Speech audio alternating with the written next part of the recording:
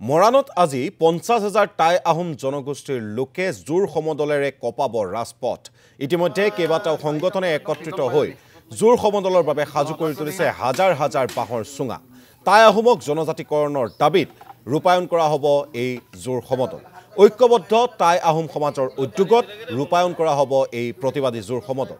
২০২৬ৰ নিৰ্বাচনৰ পূৰ্বে জনজাতিকৰণ নকৰিলে বিজেপিক উৎখাত কৰাৰ হুংকাৰ এই সংগঠনৰ। হয়, আজি মৰাণত ৰাজপথ ভৰিব, বৰঘৰ কঁপিব, টাই আহোমক জনজাতি মৰ্যাদা লাগিব। আমি সকলোৱে একত্ৰিত হৈছোঁ। উজনি অসমৰ মৰাণ এনে এখন ঠাই য'ত নেকি মধ্যস্থলী বুলি আমি সকলোৱে জানো। গতিকে আমি সকলোৱে ইয়াতে ঐক্যবদ্ধ হ'ব বিচাৰিছোঁ। টাই আহোমৰ যিটো জনজাতিকৰণৰ যিটো দাবী, এই দাবীটোক লৈ আমি মৰাণত বিশাল এটা জোৰ সমদল কৰিব বিচাৰিছোঁ। আৰু এই জোৰ সমদলত আমাৰ ৫০,০০০ অধিক আমাৰ জ্ঞাতিসকল আহিব আৰু সকলোৱে একমুখে ক'ব যে আমাক জনজাতিকৰণ লাগে।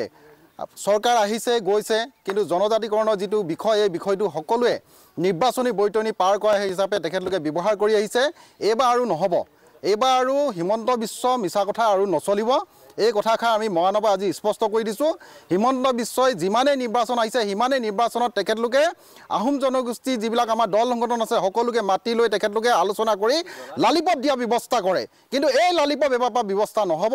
এইবাৰ পৰা এটাই কথা হৈ গ'ল, আহোম জনগোষ্ঠীক জনজাতিকৰণ লাগিব। আৰু জনজাতিকৰণ যদি নিদিয়ে, তেতিয়াহ'লে কিন্তু বিজেপি চৰকাৰ যে ভোট যে আহোম জনগোষ্ঠীৰ পৰা নাপায়, এই কথাটো আমি স্পষ্ট কৰি দিছোঁ।